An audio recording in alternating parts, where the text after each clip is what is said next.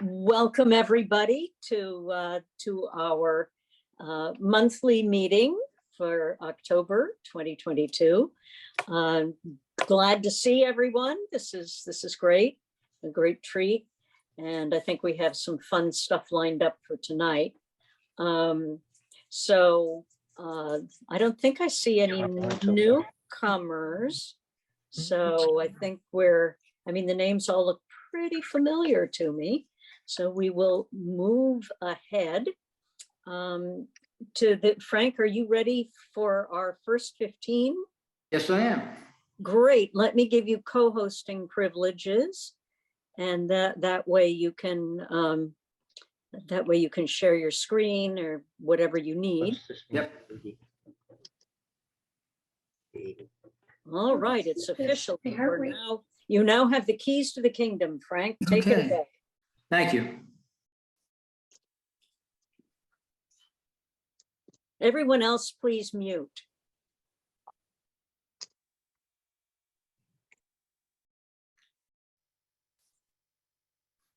Okay.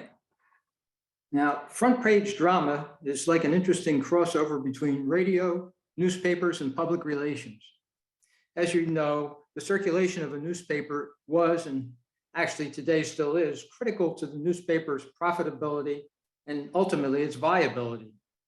And for years in the early part of the 20th century, there was a legendary circulation war between the Hearst newspaper chain owned by William Randolph Hearst and the newspapers owned by Joseph Pulitzer. Popular supplement of the Sunday Hearst newspapers was the magazine entitled The American Weekly.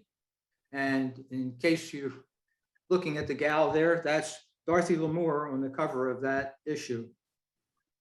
To promote the supplement, Hearst developed the radio program. Frank, I don't see your screen. Have you shared your screen? I thought I did. Nobody sees it? Nope.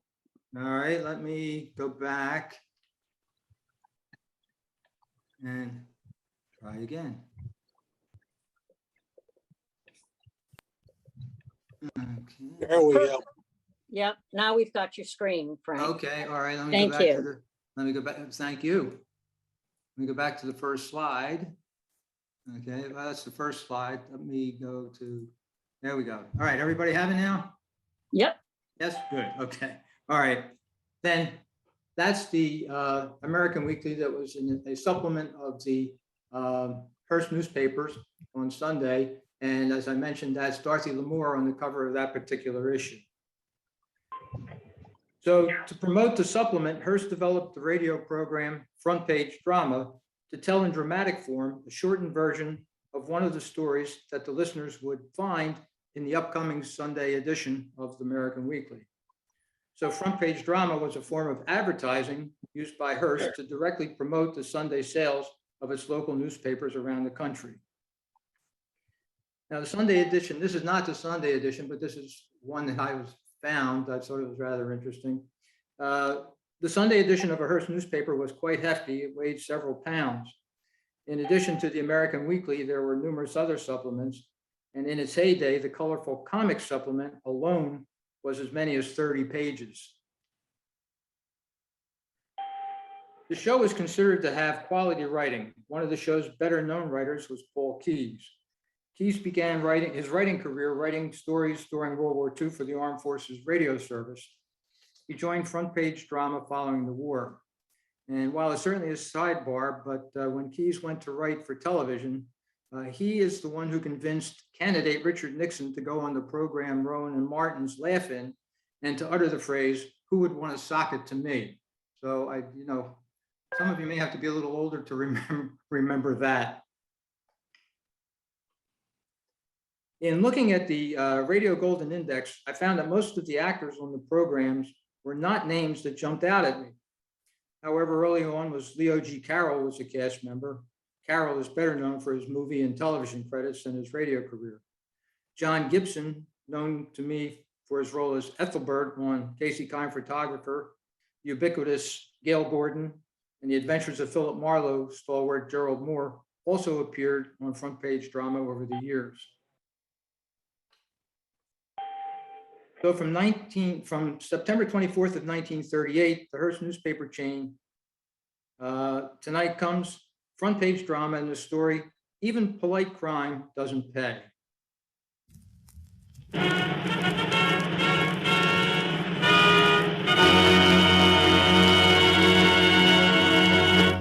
Front page dramas present Even Polite Crime Doesn't Pay.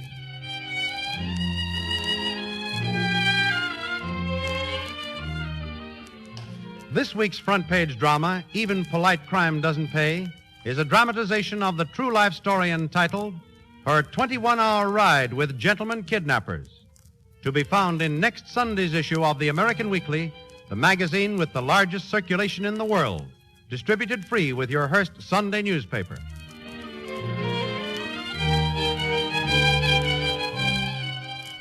It happened in St. Louis. That is, things began happening in St. Louis. The symphony was over, and Daniel Cox Fahey, an architect, was driving his charming companion, Miss Peggy Gross, home in the Fahey motor car. Then he stopped at a traffic signal. Don't start the car. Get off that fender, please. This is a stick-up. Okay, we go along. Now, I'd suggest you drive over to the curb and stop this buggy before you and the lady get hurt. What do you want with us? You two climb in the back and be quiet. These guns are temperamental. Sometimes they fly off the handle. If it's a robbery, why don't you take what we have? Get in and shut up. We don't want your money. What's the idea? What do you intend doing with us? Nothing at all. We just need your car for a little transportation. We have to take you along so it won't be reported stolen till we're through with it. Nice pickup, John, huh? Yeah. If you really mean that, we'll go along quietly. Is that supposed to be a concession? Well, Don't let him ride you. He has a bad disposition. What's your name? mine's Dan Fay. And the lady? Well, hers is Peggy, what's yours? Mine's Jack. The gentleman on my right is John. A little bashful among strangers. But after you know him, he has a heart of gold. down on the floor, both of you. Oh, Dan, what are we going to do? Nothing right now, Peggy. The bad-tempered one with the heart of gold is pointing a muzzle of steel right at us. What's the matter? Passing an intersection with several cops. They're taking no chances. Oh, they're smart. Are you college men? Well, in a way, I went as far as the 6th grade in public school. Oh, But I really owe my career to my pal John here. We graduated from the big house at about the same time. the big house. The penitentiary. Yeah, Jefferson City. We graduated only last year. Already we're not doing bad. Look at that roll of bills. Oh, Of course, you may find out that there's only a measly $500 reward offered for our capture. But that's not so bad, is it? $500? $500. Like to have it? Try to turn us in and you can leave it to your heirs. Thanks. It doesn't appeal to me.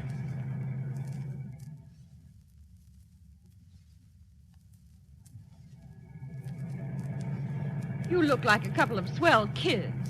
You can't always beat the law in this work. We expect it. It's all in the game. But this is kidnapping. And since you've already crossed the state line, it comes under the Lindbergh law. So what? Call it off. Climb out of the car, and we'll go home and forget about it. Forget us? Hey, are we that dull? Could you really do that? The Lindbergh law is tough on kidnappers. Okay. An aviator expects to crack up and knows that may mean the end. A soldier, he's almost sure he'll never get back. And we know we'll get ours. So what? Well, it's your business, but it isn't worth it. You always lose eventually. Okay. You fix it up with the cops not to pop me in the head. I want to look nice when I'm laid out. You aren't starting that again. I just don't want to be shot in the head. Say, how long have we been driving? Why? I just wondered. 4 hours about? I'm getting hungry. The lady's hungry. That's a good idea. Shall we eat? What are you stopping for? You take the lady and gentleman and go up this side road while I drive back to that lunch wagon we passed a while ago. See if I can get something to satisfy the lady's appetite. Okay. Come on, get out. Scram. I'll be right back.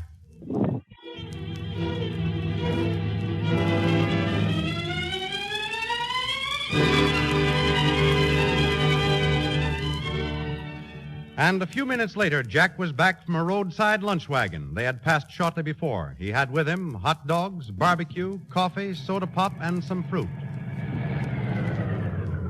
Come and get it. Well, this is really something. At your service, madam. I'm sorry we have no lobster or roast turkey, and the caviar isn't fresh, so what'll it be? Hot dogs or barbecued pork? I'll take the barbecue. Okay. One barbecue with pickle up. Please.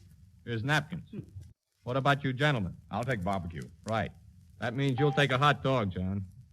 I don't want hot dog. After all, they're company, John. I just got 2 of each. Hot dog. Anything to drink? Oh, yeah, I almost forgot. Soda pop or coffee, orange, and root beer. Orange. Root beer. Now, wait a minute. I don't want coffee. We're the host, John. Yeah, you can be funny if you want to. We're running this show, and I'm drinking what I want. I'll take the root beer. And, mister, you can take coffee or go dry, see? Coffee's okay. Nasty temper. But he makes a good kidnapper. Here, miss, I'll open the orange. Oh, thanks. Let's be moving on. We have a long way to go tonight. Yeah, probably that's a good idea. Where are you taking us? What do you care? Get in. And they did get in. Then Dan and Peggy began to be worried. They had been driving northward for hours, and it seemed funny that anyone should kidnap a couple in St. Louis to get a car to do a job as far north as they were going. Finally, Peggy decided to try Tears in the hope that they would be released. Peggy let Dan in on her plans. But a half hour later, with no indication of a weeping spell on the part of Peggy, brought Dan's query. What about the tears, Peggy? I thought I'm trying to, but it isn't easy to turn on the tears. those fellows may turn around and use one of those guns any minute. Oh, don't say that. Maybe their Confederates are out scaring your mother now, demanding a ransom. Your mother may be prostrate with fear for you. Mother. Oh, I never thought. Why don't you let us go? Why don't you just stop and let us out? We can't do you any good.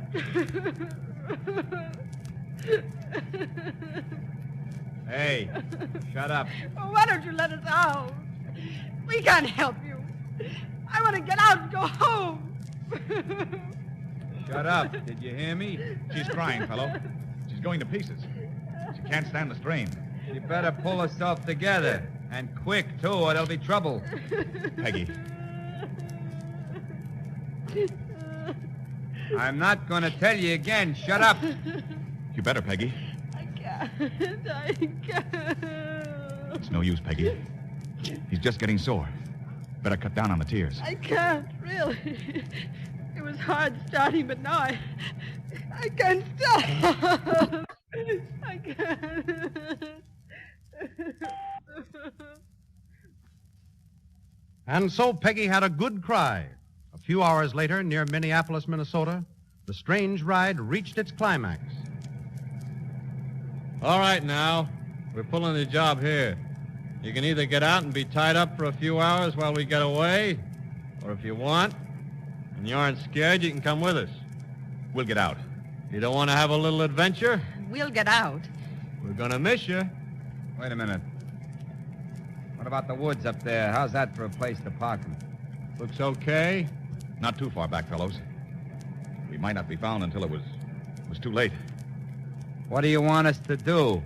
Put a sign up pointing you out to the tourists?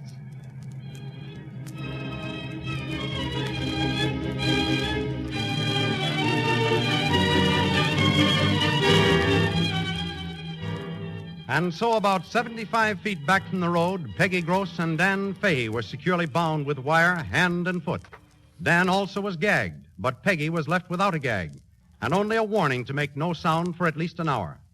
But no crook is so clever that he makes no mistake, and Dan Fahey had wisely held his feet a little apart as his ankles were bound, so that it was only a few minutes after the kidnappers had departed before his feet were free. 2 cars passed on the road, paying no heed to Dan's signal for help. In the 3rd car was a friendly farmer. Hello. Hello there. Help. We need help. Help. Hello. I seen your signal there. Oh, thanks. I'm still bound. What? My hands are bound, see? Kidnappers. Tied us up with wire. See my friend? He's over there. Right. Looks like a girl. Yes, it is a girl. We're from St. Louis. Have you got any wire snippers? Well, just pliers will do, I guess. Well, you sure this ain't no trick? I know I don't blame you. Here, leave me tied while you help her. We've been kidnapped, I tell you. That's so. Well, I guess you have. Oh, we'll fix it all right with these pliers here. They cut wire. We're coming, Peggy. It's going to be all right. A few hours later, long-distance telephone calls to frantic parents in St. Louis assured them everything was all right. And then the law went to work. The trail was hot. The G-men were determined to wipe out kidnapping, and so no delay was allowed to slow the course of justice. The first step was identification. This came after hours of pictures. Young men, old men, Americans, foreigners, any who might possibly be suspected of kidnapping. There. That's one. Are you sure? Positive. Yes, that's Jack, all right. Jack, eh? Well, if this is one... And there's the other, the Sally one. John, there they are. They're your men, officer. There isn't a doubt in the world. I looked at that face for over 20 hours to photograph it in my mind. That's Jack and that's John. We've been chasing them for some time. And you haven't caught up with them yet? Yeah. We caught up with them outside of Fort Worth, Texas, some time ago. Texas? They were with a couple of girls, hitchhikers. They've been taking the girls around the country, we found out. Well, did they get away? Yeah. They shot their way out of the trap. They left the girls behind. That must have been just before they came to St. Louis. Yeah. And the fellows got away. All you got were the girls. Which didn't do you much good, I guess, huh? I think they're going to help us catch the fellas. You think they'll go back to find the girls? Nah. They didn't give a hoot about them. Well, then how can they help you? One of the guys is married. What difference does that make? Well, a crook has a funny mind. He doesn't mind causing other people heartache, anguish. He doesn't mind seeing them die, either physically or mentally, to satisfy his ego and commit his crime. But when his own life is involved, he's a yellow coward. I guess I don't follow. We'll break the story in the press about finding these gals they've been riding around the country with. I've got a hunch that will send the married one sneaking home to tell his wife it's all bunk. And when he goes, we'll be ready for him.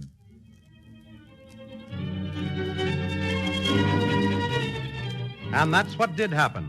The story of the girls being arrested in Texas and their confession of going around the country with Jack and John was published in the newspapers.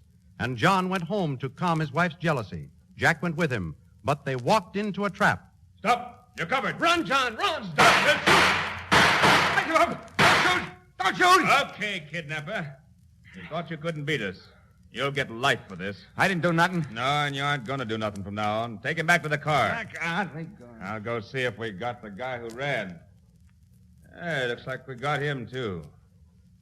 Well, Jack, you got a little of that medicine you've been dishing out to innocent people since you got out of the big house in Missouri. So you didn't want to be shot in the head. Well, you weren't, if that makes any difference now. With death for one and life imprisonment for the other, the G-men closed another kidnapping case. There is no extenuating circumstances for any crime. Even kid-glove kidnappers share the same fate as all the others. Even polite crime doesn't pay. The front-page drama you have just heard was a radio dramatization of her 21-hour ride with gentlemen kidnappers, which is to be found in next Sunday's issue of the American Weekly, the nation's reading habit. The American Weekly, the magazine with the greatest circulation in the world, is distributed each week with your Hearst Sunday newspaper. Join the millions of Americans who each Sunday find the maximum of reading enjoyment in the entertaining, educational, and up-to-the-minute stories, articles, and feature fiction by the world's best writers, featured in every issue of the American Weekly. The magazine distributed each Sunday with your Hearst Sunday newspaper.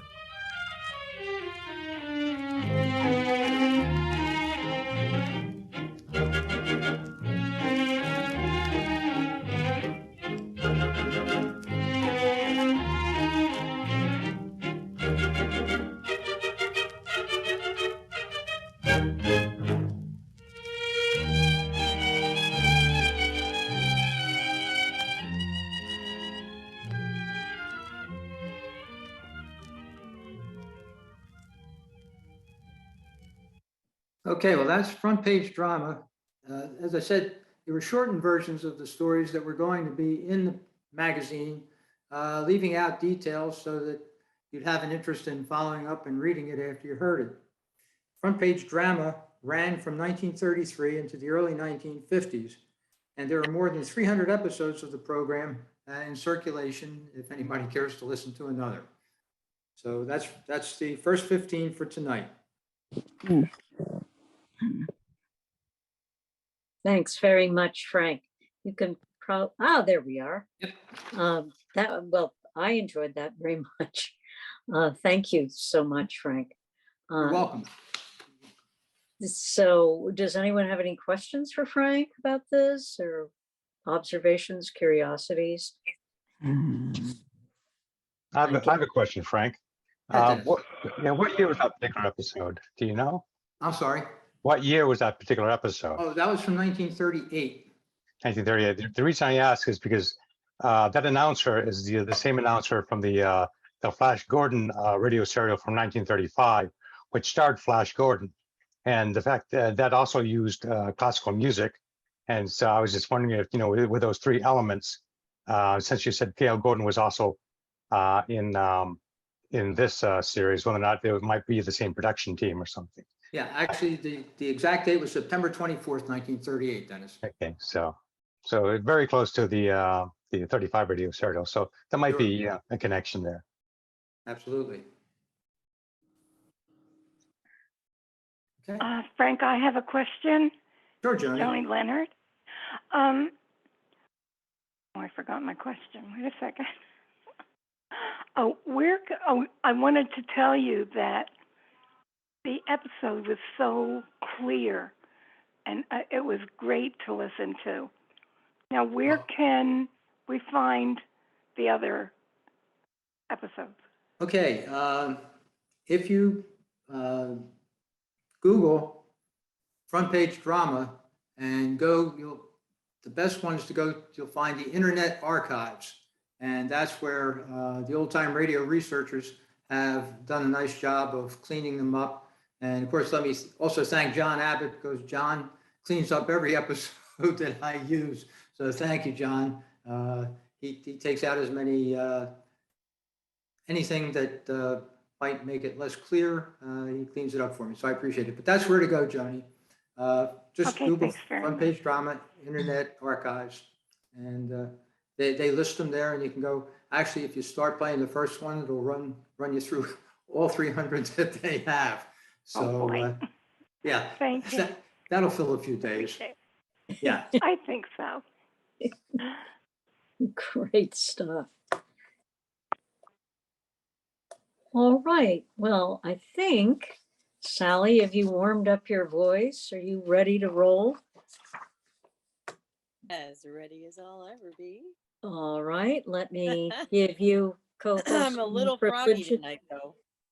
Ah, yes. Probably the change. Yeah, the change in seasons. Right? Right, exactly. All right. You also have the keys to the kingdom. Okay, great. Move my screen a little bit closer to me. There we go. Okay. All right. It's quiz time, kids. So let's get your pencils and your papers out. This is your time. It's now time for our monthly quiz. This is going to go on your final grade. Well, progress reports are going to be coming out soon, so I hope you've been studying. Let's see who's ready. This is your chance. I'm giving you some time to get your material. Oh, I love how Dennis has his materials. Oh, Wendy, always so prepared. Good job. Excellent, Joni. Love to see that. Very nice. Excellent, John. Very nice. Excellent class. This class is it's learning. We are learning. You are growing your brains. So proud of you. If you haven't watched our done our quiz before, you know that I'm a teacher, and I will read this to you in the way that I must read tests to my students. Prepare yourselves. Now, I will be launching the digital poll shortly, and you may answer faster than I can read. That's absolutely fine. You may go ahead and move along. I will read each question 2 times, each answer 1 time, and then we will go over the answers after the main program. And a shout out to our esteemed quiz creator, Jack French. Now, he gives us a little note at the beginning of this test. So, like I say, when I have to read the script for a test, I have to sound like a robot for a second, and I have to read this. Note: this quiz is not as difficult as it may seem. You don't necessarily have to know the right answer in all but 2 questions. Just try to eliminate the 3 silly or crazy answers in each, and the remaining one is the correct answer. We call that slash the trash. Number 8 is the best example of this, but no hints and no sharing answers. That means microphones off, and it is quiz time, kids. Starting now. Launching poll.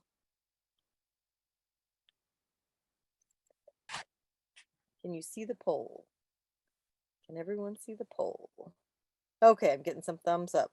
Very good. Okay, I'm going to move that to the side. Number 1. Women had a tough time getting jobs as directors on primetime crime.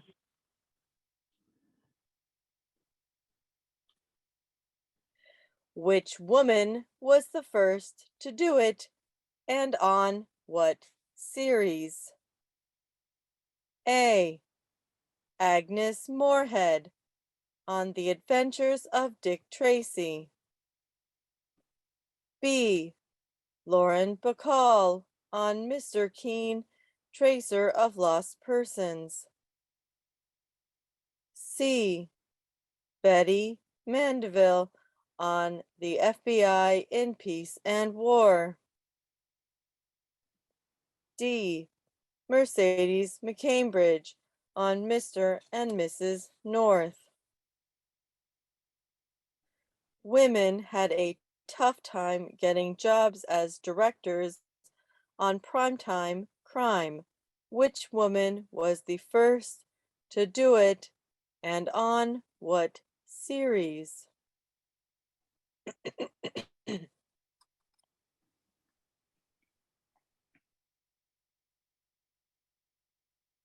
By the way, our quiz is called Here's to the Ladies.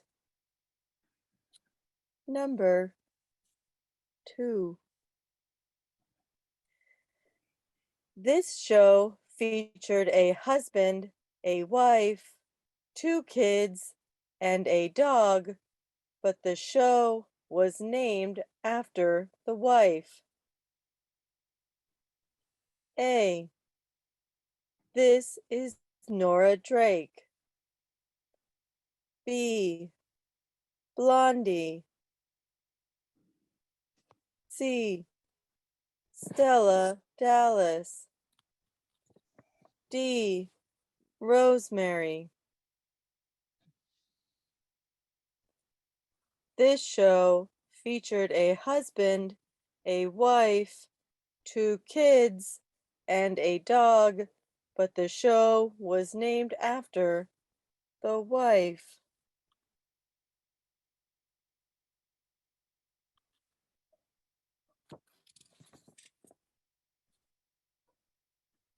Number 3.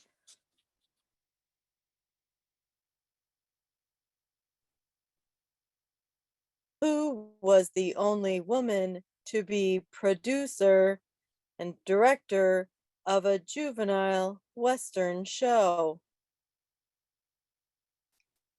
A. Anna Lee Wong on Straight Arrow. B.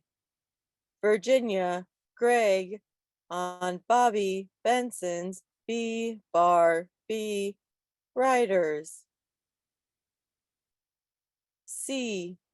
Dale Evans on Hopalong Cassidy. D. Mary Affleck on Tom Mix Ralston Straight Shooters. Who was the only woman to be producer, director of a juvenile Western show?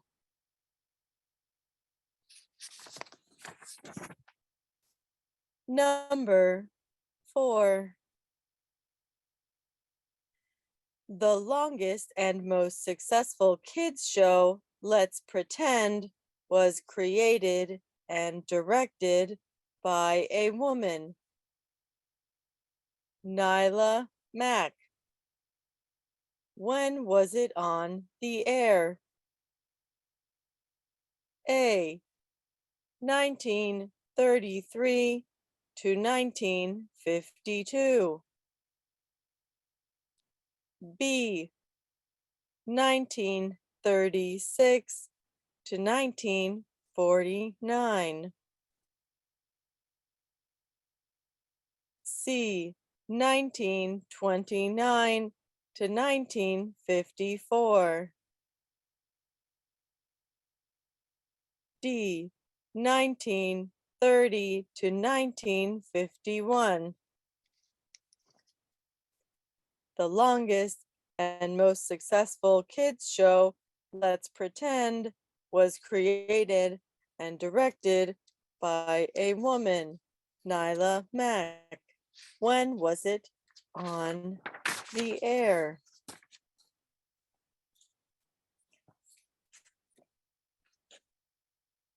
Number 5. 2 of the most popular shows on radio were created and scripted by a woman, who then also starred in the lead. One of them was A. Dorothy Kilgallen on What's My Line? B. Peg Lynch on Ethel and Albert. C. Natalie Park on Candy Matson, Yukon 28209. D. Virginia Payne on Ma Perkins.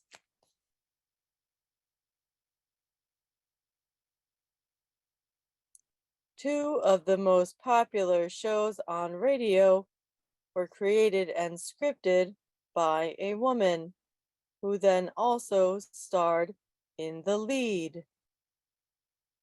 One of them was whom?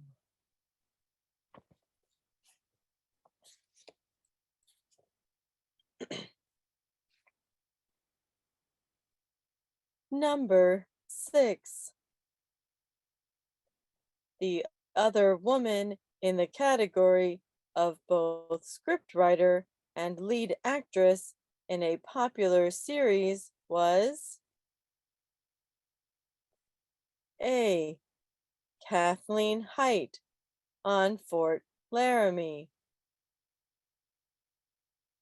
B. Marie Wilson on My Friend Irma. C. Lucille Ball on My Favorite Husband. D. Gertrude Berg on The Goldbergs. The other woman in the category of both scriptwriter and lead actress in a popular series was whom?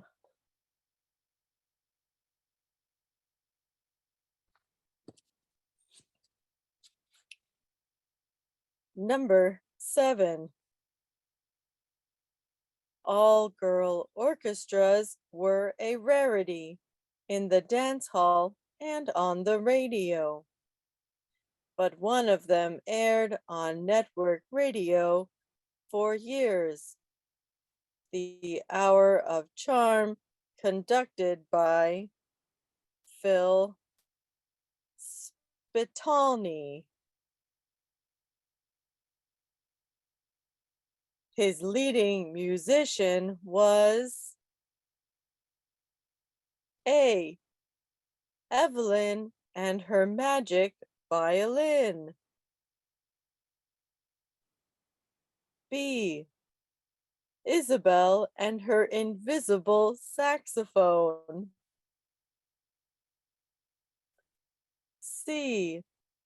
Felicity and her flexible cello. D. Prudence and her no practice piano. Who was the leading musician in the Hour of Charm, conducted by Phil Spitalny?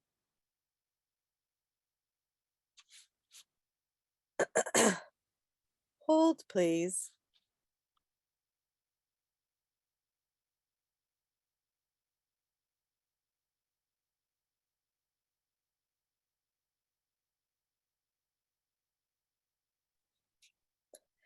Number 8. One of the top songs on radio in 1935 was written and sung by a woman. It would go on to be the first country western song by a woman to sell over 1 million records. It was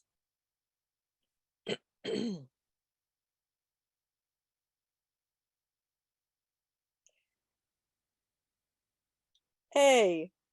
Get Along, Old Paint, I'm Leavin' Cheyenne by Martha Dillon. B.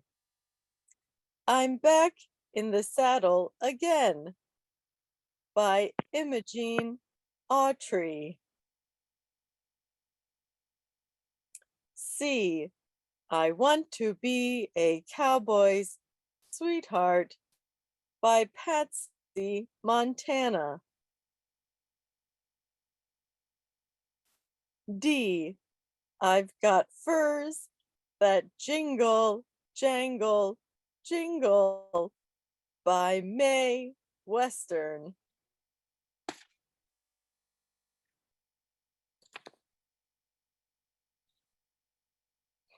I hope those are all real songs. Oh, Jack. One of the top songs on radio in 1935 was written and sung by a woman. It would go on to be the first country western song to sell, sung by a woman to sell over 1 million records. Which was it?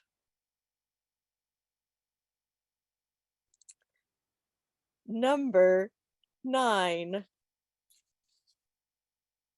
Kate Smith, the songbird of the South, reigned supreme at the radio microphone throughout the 1940s. It's also true that A. She was born in 1907 in Greenville, Virginia. B. She was indirectly responsible for the purchase of $600 million of U.S. savings bonds during World War II. Sally, there was a change in those answers because they were too long. Oh, May I read the proposed answers? Because you notice there's no C and D. I do see that. So you can read it off the poll, actually, off the screen. Hold, please. Sorry.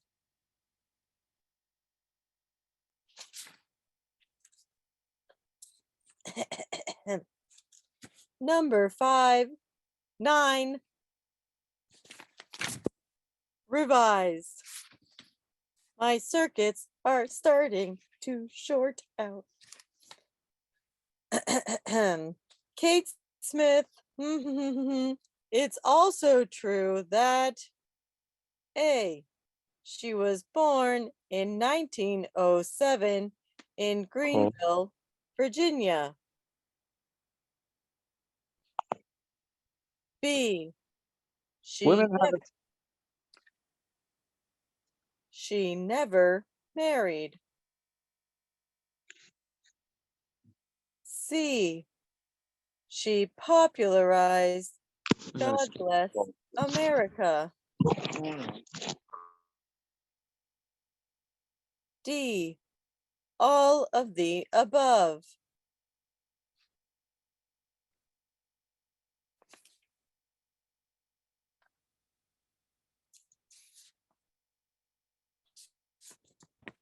I think I've read that enough.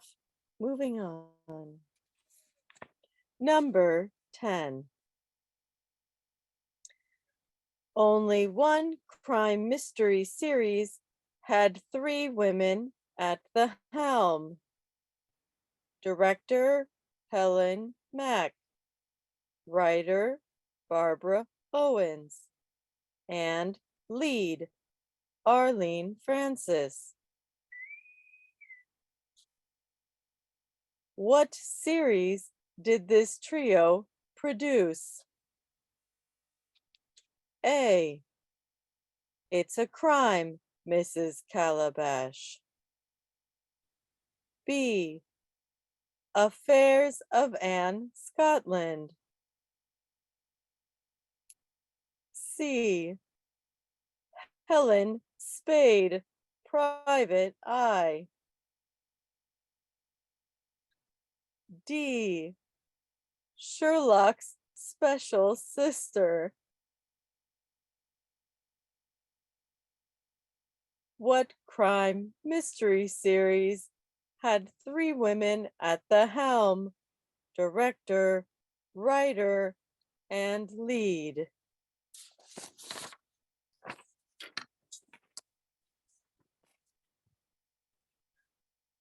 Thank you, Miss Stevens.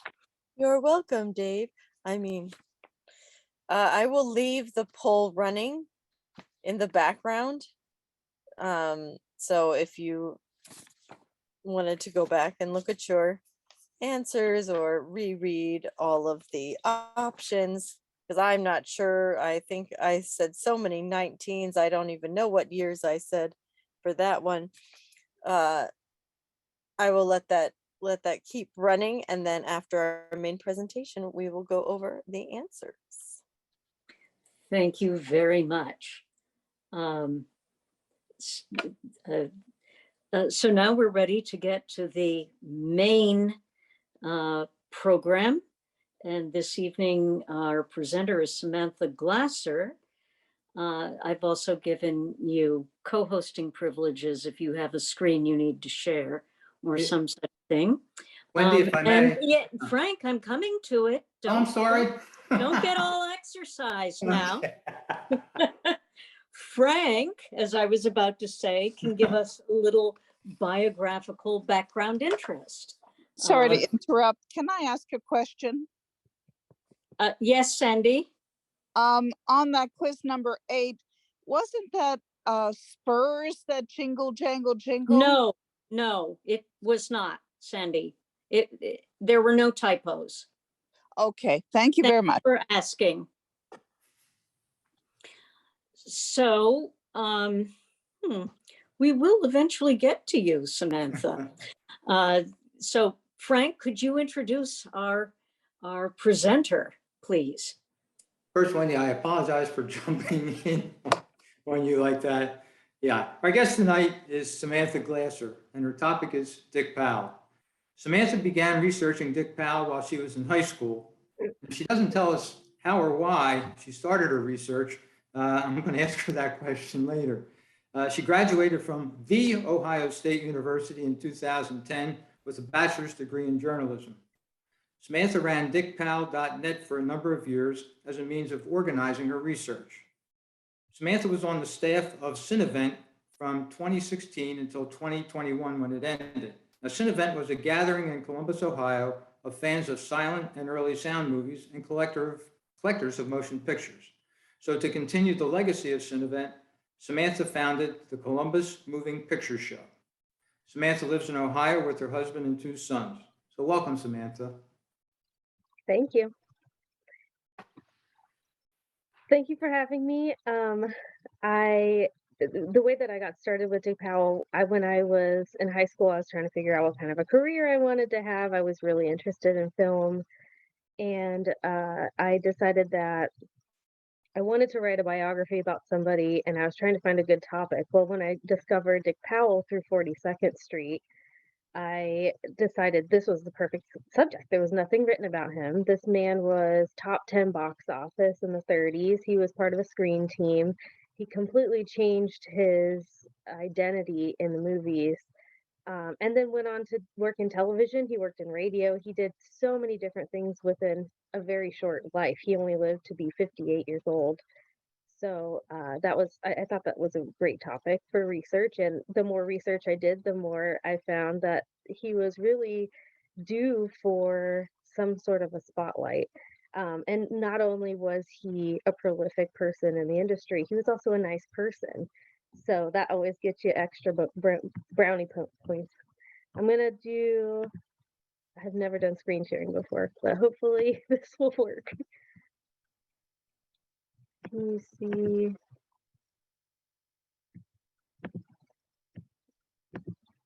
You should have a button that says share content, either at if you're on a laptop, it'll probably be across the bottom of your screen. I see. Okay, yeah, I got it. So I have a PowerPoint to show.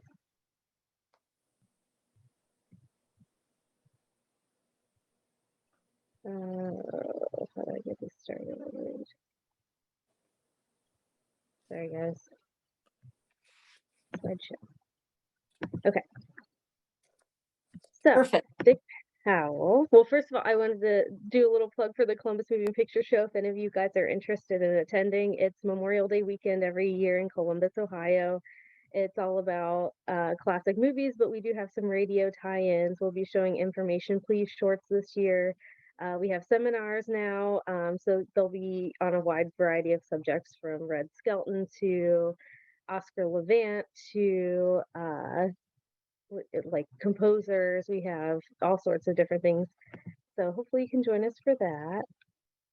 So Dick Powell, he was born November 14th, 1904 in Mountain View, Arkansas. It was a very small town. Less than 900 people lived there at the time. He was the second of 3 boys born to Sally and Ewing Powell. He had an older brother named Howard and a younger brother named Luther. They were very close. The family loved music. Sally was very musical. She was a homemaker, but they had a piano in the house, and she was constantly playing music, and the boys were constantly singing along with her. Ewing was a salesman for International Harvester, which became John Deere.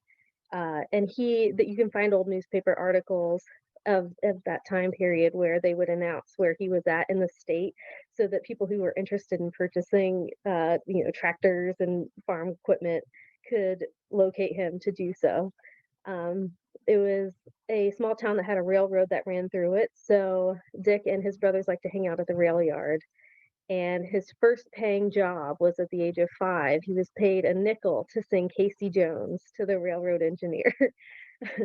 So, very small town existence, very rural, lots of family, lots of, just basic Southern values that he was brought up on. When he was 8 years old, the family moved to Berryville, which was a little bit of a bigger town. And then when he was 10, they moved to Little Rock. When Dick got through high school, he enrolled in Little Rock College before it was a university, and he spent 2 years there. While he was in college, he was working and putting himself through college. At that time, you could do that by working just small jobs. And he worked as a soda jerk. He worked at the telephone company. He would go around to all the different telephone, the pay phones and collect the coins. He also worked customer service for them.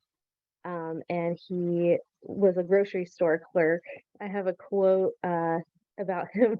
He said, "I whipped up the tastiest sundaes in town, and what I didn't know about dispensing cheese and bologna was nobody's business, particularly the grocers." So he always had a great sense of humor about his life, and he always had a strong sense of confidence. He and his brothers actually, before he was old enough to get a paying job, he and his brothers would make money at the local church. They would sing at the church. They also found out they could get paid to sing at the synagogue and the Scottish Rite Consistory. So they did that as well, so that they could earn money for whatever that they wanted it for at that time. He in high school and then early college started the Peter Pan Orchestra, which was a sort of genteel dance band. It wasn't jazz. Jazz really hadn't come to Arkansas at that time, or it certainly wasn't within the circles that Dick was running in. So it was much more subdued than what he did later on in Hollywood. He met his wife, Mildred Mond, at one of these dances. She was visiting some family. She was from Louisiana, small town girl from a rich family. He fell for her pretty hard and fast.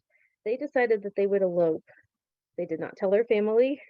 They drove to the next county over to keep it a secret on May 28th, 1925, and got married at the Justice of the Peace. And Dick didn't tell his family for several weeks because he was terrified of what their reaction might be. Dick and Mildred did not last. Spoiler alert. He when he described the relationship later on in life, said that he wanted to prove his manhood. And at that time, people didn't couple before they were married, especially not nice girls from the South. So they kind of had to get married. And it was a relationship that was formed mostly, I think, on physical attraction.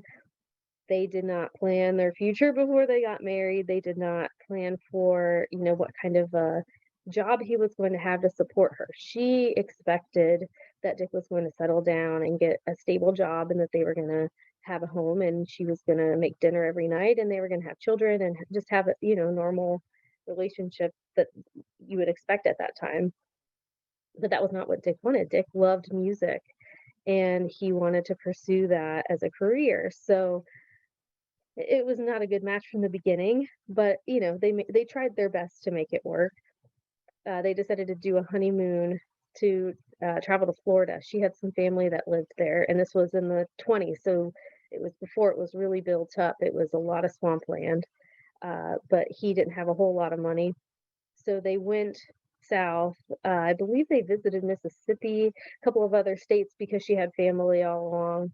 And before they even got to Florida, they ran out of money and had to turn around and come back home.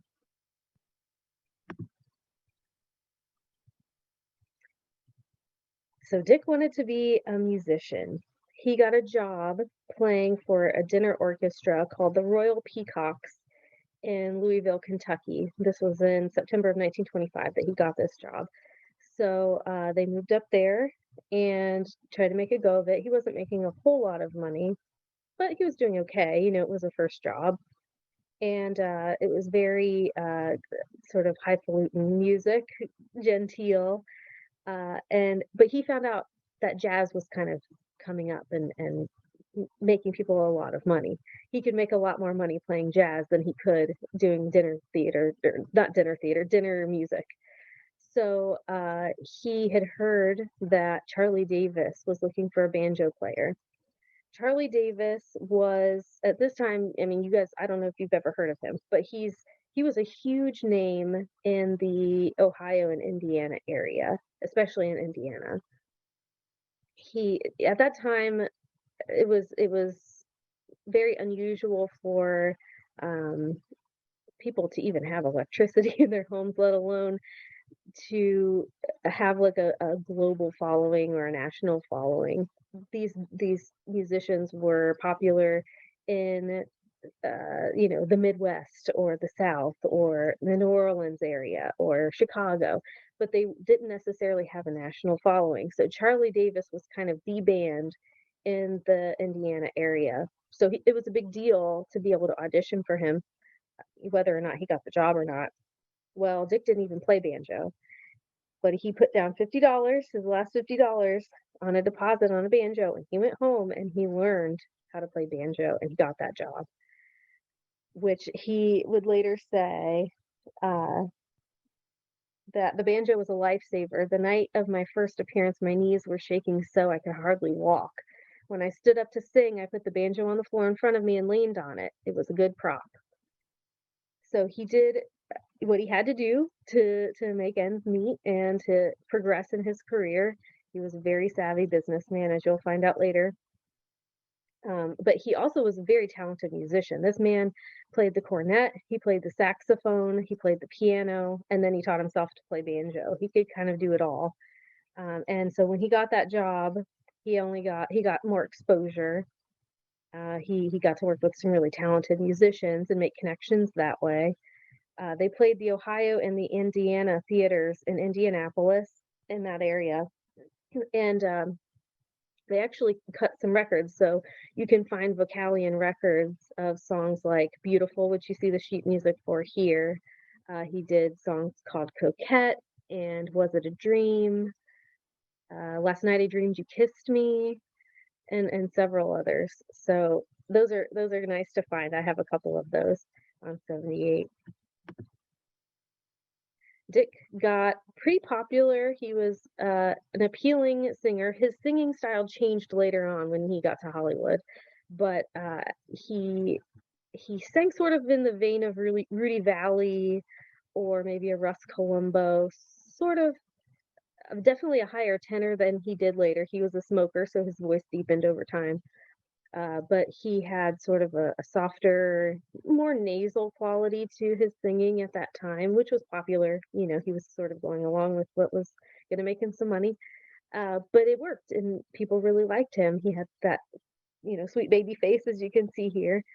And so he got the opportunity to become the MC at the Circle Theater in Indianapolis, and it paid well. So he went ahead and took that job. It was also a great job for him because he made connections. He made connections with the man who ran the Enright Theater in Pittsburgh.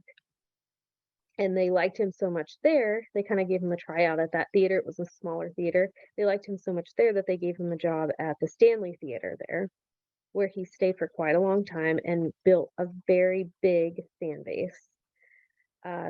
There was a radio show, a local radio show that would broadcast the shows, the stage shows that he put on at the Stanley on the radio. So they could hear him sing, they could hear the patter, he would introduce guests.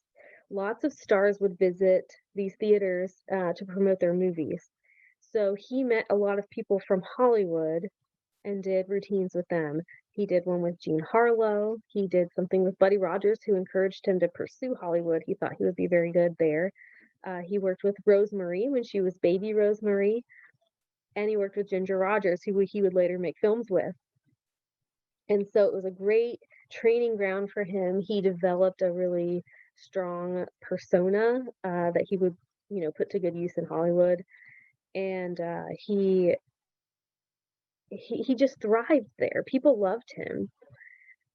Mildred did not love that he was doing this job. She was sort of hoping, I think, that he would fail so that he would come home to her and they would settle down. And he's moving all over the place. He's moving state to state, and it's getting better and better for him, which financially was probably good, but she didn't like that lifestyle. And he said, it was no life for a married couple. She was hoping that he would be home at dinner time, but he had to go work in the theater in the evening, so he was never home. And she was sleeping when he was awake, and off, vice versa. So it wasn't a good situation for a marriage. But Dick's career was really taking off.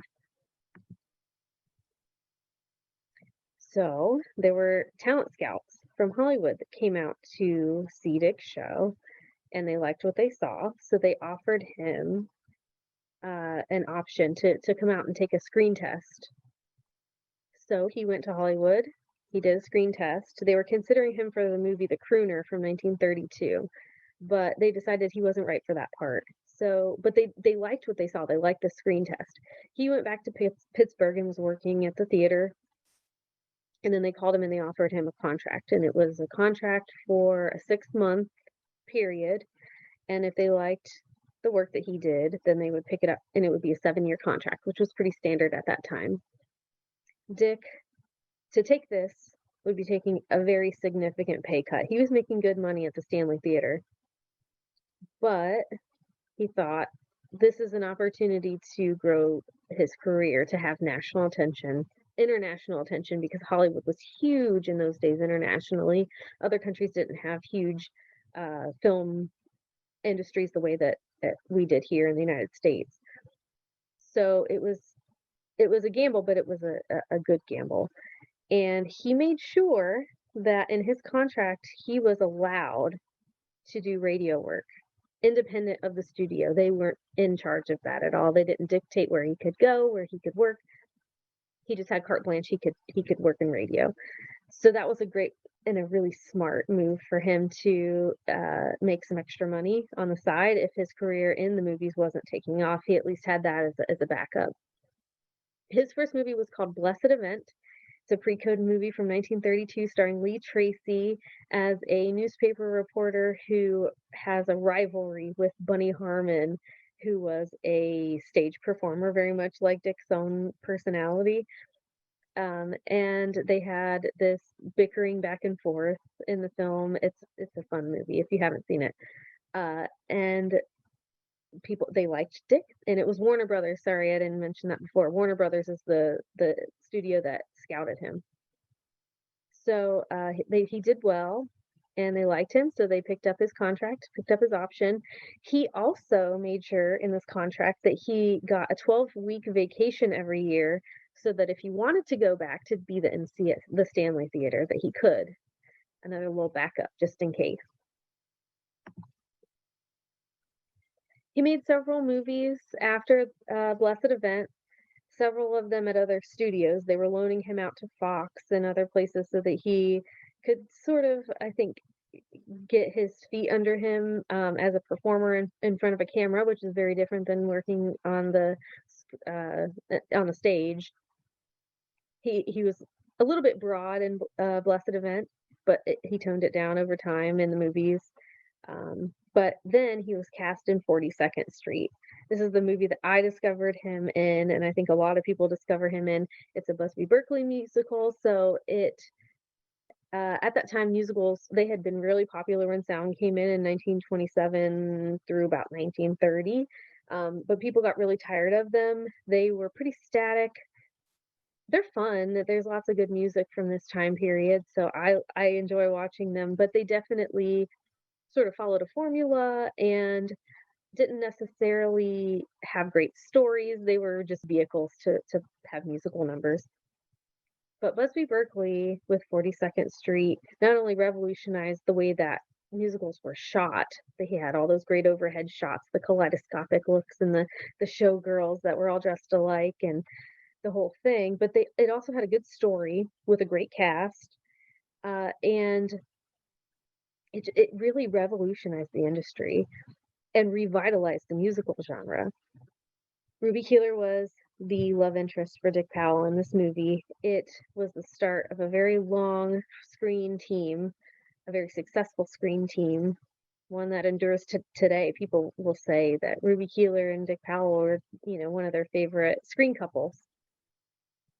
They went on a promotional tour for 42nd Street after the fact, so they all got very close, and they had a train built that would travel around and traveled up to the premiere. It was a very big spectacle. The movies back then were so much spectacle. It's very different than it is now. So Ruby Keeler and Dick Powell became a screen team. They made 7 films together total. She was married to Al Jolson. As you can see in this picture, they're together. Al Jolson was a very jealous man. He was a very egotistical man, a very, very talented man. I'm a fan, but a difficult man. And it was a difficult marriage. At this time, Dick Powell's marriage to Mildred Mond was severed. Finally, they got divorced. She basically gave him an ultimatum and said, if you go to Hollywood, then we're done. And so he went to Hollywood and they were done. But it was finalized in 1932. So I don't know if Al was suspicious of the relationship between Dick and Ruby Keeler, even though there was nothing romantic there. But he worked in their favor in an odd way. They were both cast in Footlight Parade, another Busby Berkeley film. But Dick got really sick. They were doing these promotional tours to, publicize the movies. And he got very sick. He got pneumonia and was hospitalized. And he said basically all the money that he made doing the publicity for the films ended up going into hospital bills. And he realized that there's no substitution for your health. You've got to take care of yourself. And your career should come second to that.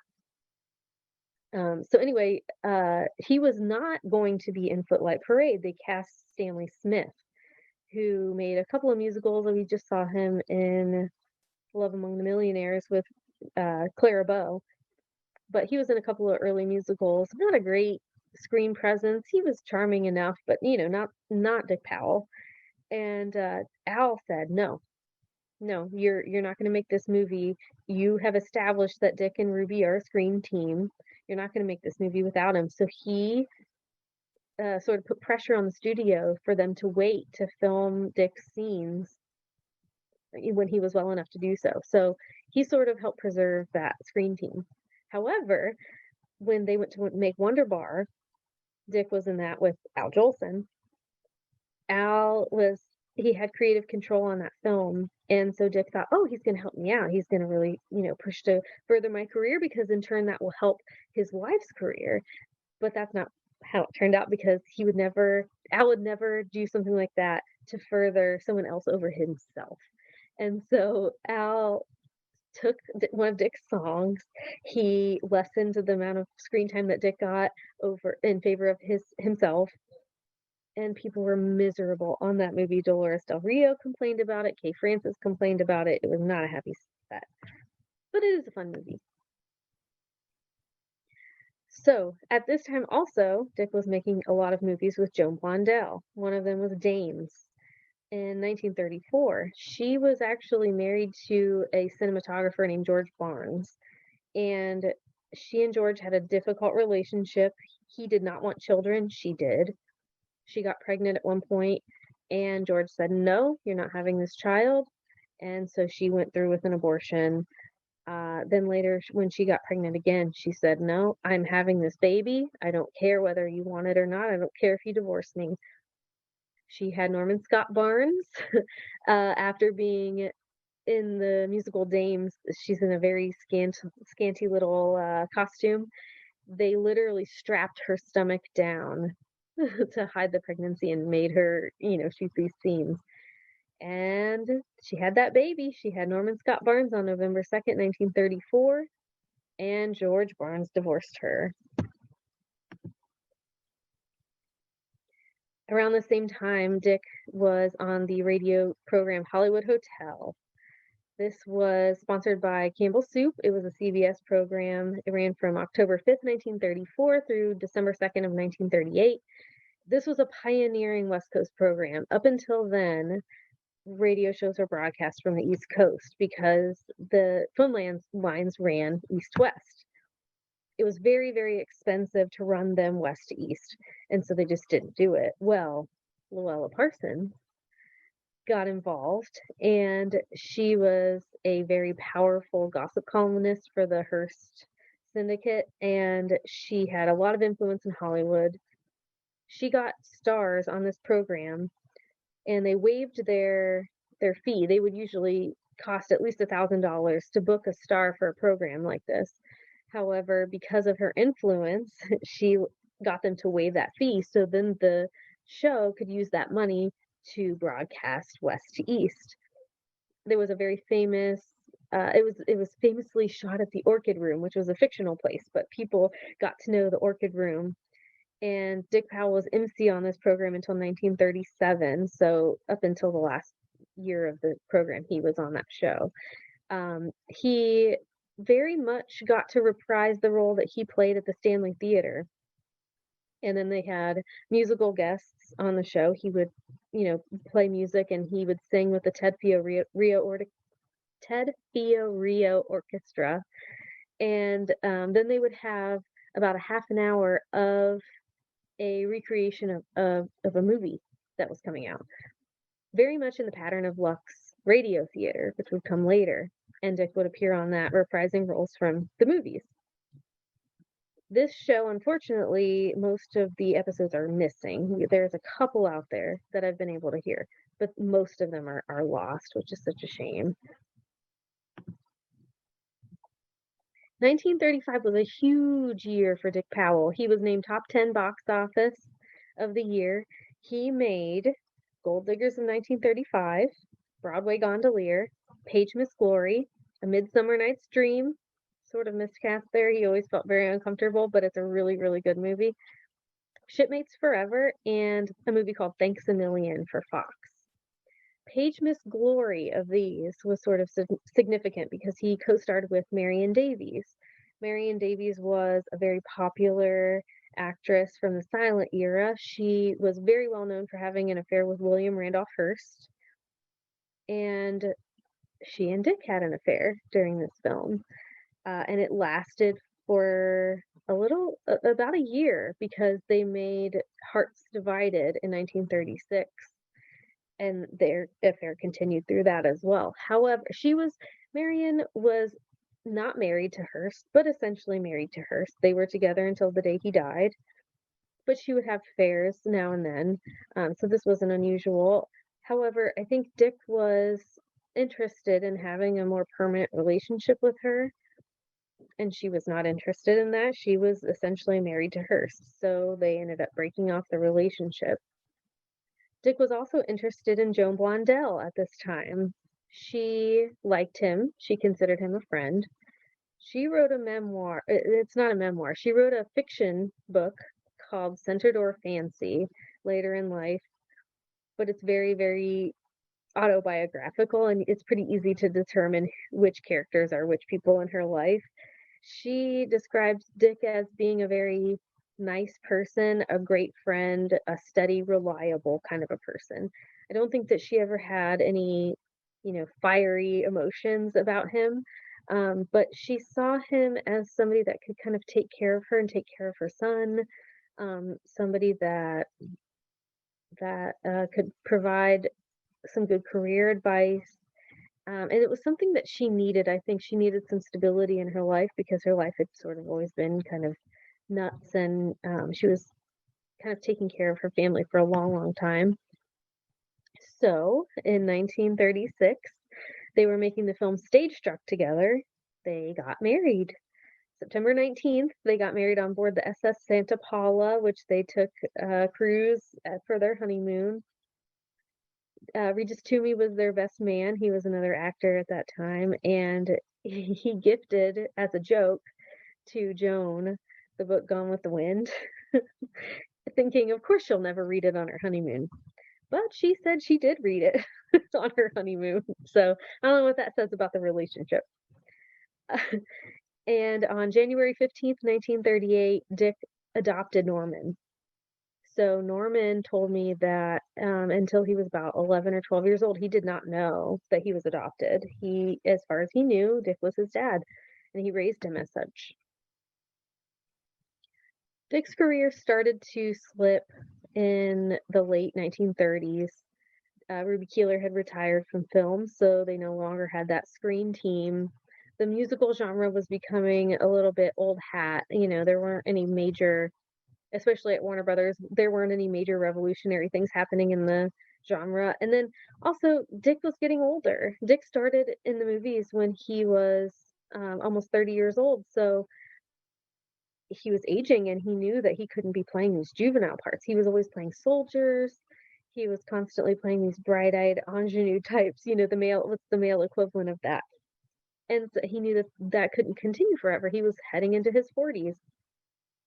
So after making a couple of movies, The Singing Marine, Varsity Show, they made a movie version of Hollywood Hotel. He made a movie called Cowboy from Brooklyn. He was just tired of it, and the studio kept giving him the same old stuff. And in 1938, he was cast in a movie called Garden of the Moon. But he said, no, this is garbage, I'm not doing it. So they put him on suspension. That's what they did with their stars when they were unruly bad boys. And so he went on a suspension. He tried to work with them. I've seen correspondence with the studio where he went to movie premieres to help promote other movies that they were releasing. He went to the premiere of The Adventures of Robin Hood while he was under suspension. And they just didn't seem to want to work with him. They looked at him as a commodity, and they weren't interested in helping his career be sustained. They were just interested in making money, which, I mean, depending on what your perspective is, Dick was also interested in making money. So it's kind of a give and take. But during this time, they were expecting, and Joan gave birth to Ellen Powell on June 30th, 1938. Let me see if I have any. So Dick said at this time, he said, the worst of it is I photograph so darn young it makes me mad. Practically all my picture work has been done in juvenile parts, and it's a hell of a job to cross the breach from juvenile to character leading man. So he really, really wanted that.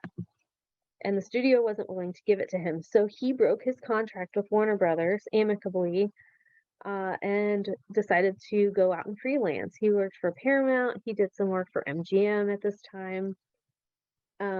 He said, although I was he made a couple of movies with Joan Blondell to capitalize on their marriage. One's called I Want a Divorce, strange, and fortuitous. And then he made Model Wife. Here's a picture of the family at home, little Norman, on the piano bench. Everybody that I talked to that knew Dick, his kids and the people in his family, said that he was constantly whistling around the house. He was constantly singing scales. He was very musical through and through. He played all these instruments. They would make up little novelty type songs around the house. They made up a goofy song about Joan Blondell's mom, who lived with him for a while and took care of the kids while the family was working. And they would have composers over, and they were friends with a lot of people in the industry, so they kind of sing songs around the house, and it was a very happy home. But the marriage was strained. It was stressful for both of them to not have the stability of a studio contract. That was something that they were both used to. And Joan actually got out of her contract at Warner Brothers too around the same time that Dick got out of his, at his advice, because he believed that they could get work playing character actor type parts. She had regrets.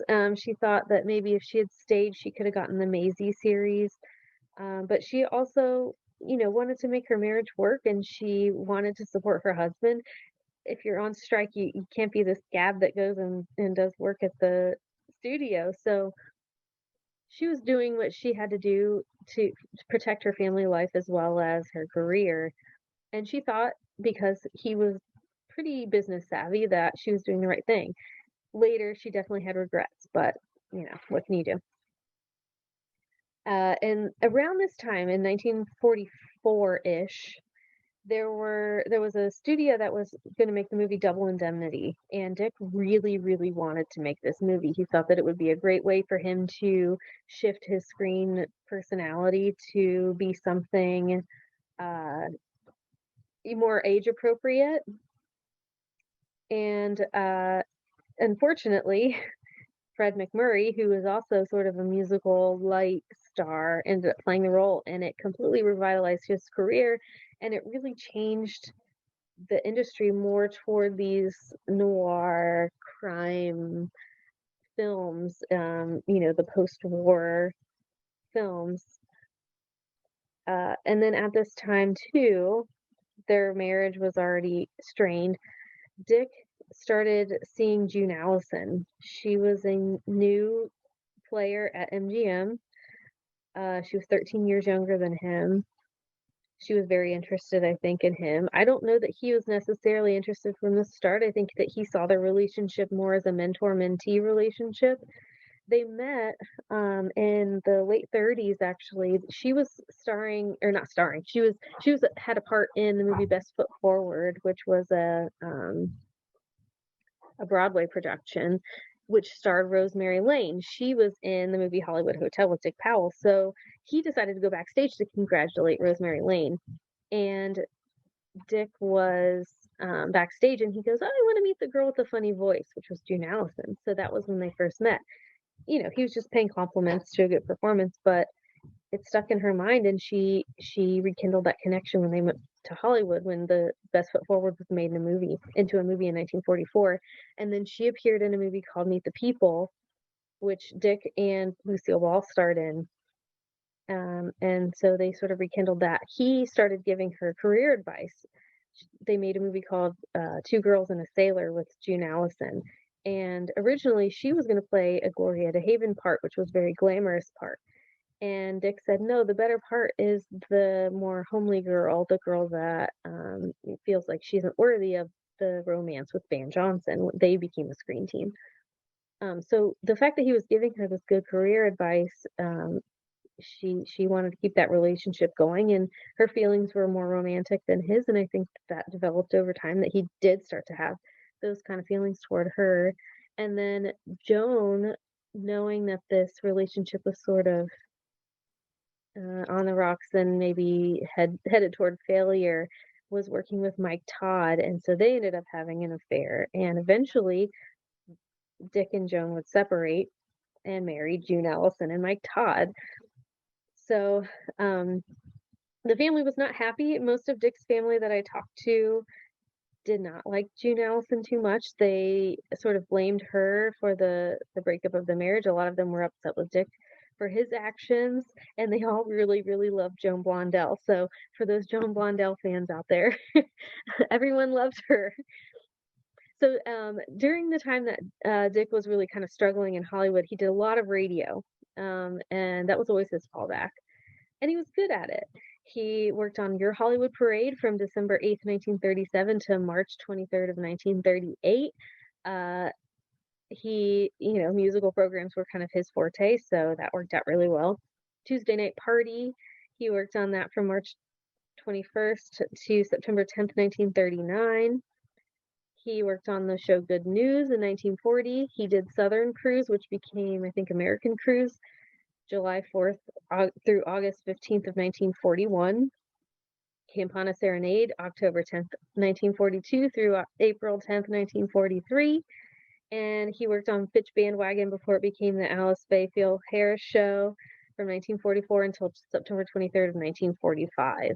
This was really when he was campaigning hard to transition into a different type of a part. He, in order to relax, loved sailing. This was Dick's passion. He had several yachts over the years. He had the Normellan, the Galatea, the Santana, the Sapphire Sea, and the Pacifica. He loved sailing with his family. He loved sailing alone. He would have friends come on. He and Humphrey Bogart and Lauren Bacall were good friends, and they would go sailing together. He also learned to fly. He would fly biplanes, other types of airplanes. He and director Edward Dmytryk actually bonded and became friends because of their love of flying. He liked to play golf and tennis. So he and June Allison, like I said, they met on Best Foot Forward. They worked in Meet the People together. He worked as sort of an advisor to her career. His divorce finalized from Joan Blondell on June 15th, 1945. At that time, he was already sort of dating June Allison. And I need that back. Sorry. They were kind of dating casually. She, I think, was much more serious about him than he was about her. But after he was officially divorced from Joan Blondell, they were out one night and June looked at him and said, "What are your intentions?" And he said, "What do you mean, what are my intentions?" And she said, "Well, I want to know that this is going somewhere, and if it's not, then we're done." And he said, "Okay," and went home. And she was upset. And he called, and she was crying. And he said, "Oh, geez." And he drove all the way back to her house. And they talked about it, and he decided, okay, if you really want to get married, let's get married. So June did not want to wait. I think she was afraid that he would back out of it. She went to Louis B. Mayer and said, "I want you to give me away at my wedding." He said, "You are not going to marry that man. He's much too old for you." And she said, "Yes, I am. And I want you to give me away at my wedding." And so Louis B. Mayer gave her away at her wedding. She wore a gray suit, and they married on August 19th, 1945. At this time, Dick Powell finally got the big break that he had been waiting for. There was a book by Raymond Chandler out called Farewell, My Lovely. It was Edward Dmytryk was set to be the director of the movie. He really wanted Dick to sign a contract with RKO Studios to be a singer. And Dick said, "No, I'm not going to do that unless you give me a chance to play one of these detective type parts." And he said, the studio went ahead and said, "Sure, fine. We want you to be a singer, but if you want to do this, fine, we'll give you one." Well, it ended up being Raymond Chandler's favorite version of this character. It completely revitalized Dick's career. They changed the name to Murder My Sweet because they were afraid that if audiences saw Dick Powell starring in Farewell, My Lovely, that they would think it was just another musical. So they had to make sure that they knew what they were getting into.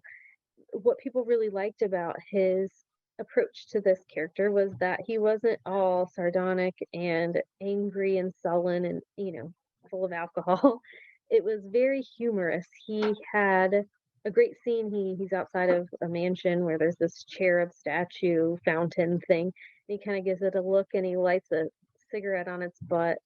And there's a scene in the foyer where there's this checkerboard pattern floor and he does a little hopscotch routine. And people said that was sort of Dick's real personality shining through, but it worked really well in the movies because he felt he was likable, even though he was playing this sort of less than nice character, sort of a despicable type of a character. And it really changed his career. So he got a part in a show called Rogues Gallery, which was a summer replacement show for the Fitch Bandwagon show that he had worked on. It ran from June 24th, 1945 to September 22nd, 1946. And then later they continued it with other actors. It ended up ending in 1951 when it was starring Chester Morris. This was an NBC show. The premise of this is that Dick is, this detective type character who isn't very good at his job and constantly is getting knocked out.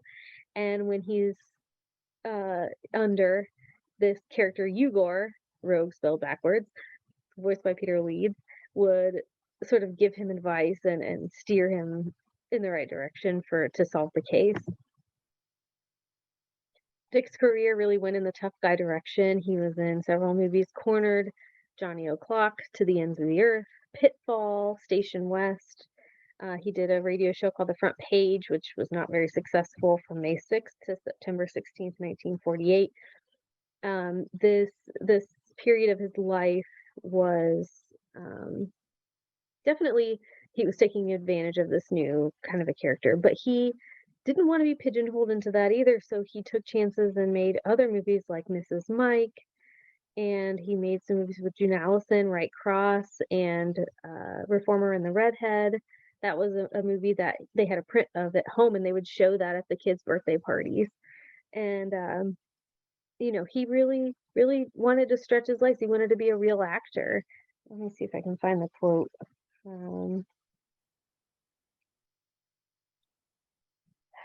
He said, I don't say, mind you, that I'll never make another musical picture. On the contrary, I want to do a singing picture again, if I can find a good one. I don't want to be a personality. I want to be an actor. And I think that really came through in the kind of movies that he chose. He also did one of his most popular radio programs at this time, Richard Diamond Private Detective. This was one of the first radio shows that I really got interested in. It's great because, okay, so first off, it ran April 24th, 1949 through September 20th, 1953. It was first sponsored by Rexall Drugs, so you see an ad for that here. And then later Camels took over. And it starred Ed Begley, Virginia Gregg, and Wilms Herbert in very memorable parts. And so Virginia Gregg played Helen Asher, his girlfriend. And so a lot of the times the episodes would end with him, relaxing after a hard case at her house.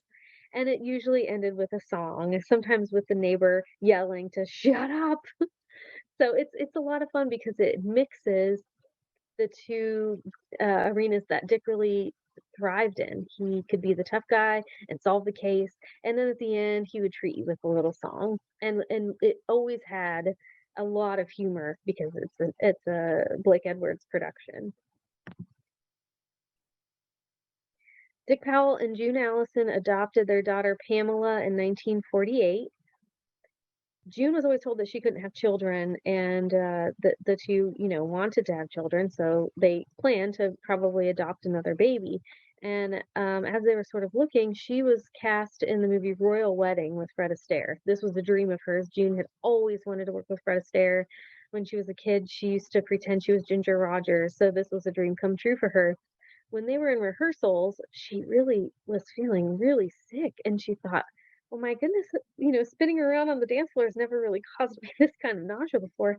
And so she went to the doctor to see what the heck's going on. Well, the doctor goes, well, how pregnant can a woman get, And she was just completely floored. When she was a child, she was riding a bike and a huge tree branch fell on her and almost crippled her. That's why she began dancing when she was young, because she was trying to get the function in her legs back. She was told she wouldn't walk again, but she ended up being just fine and working in the movie. So because of that accident, she thought she couldn't have kids. Well, Richard Jr. surprised them all. He was born on Christmas Day in 1950. He actually just passed away this year.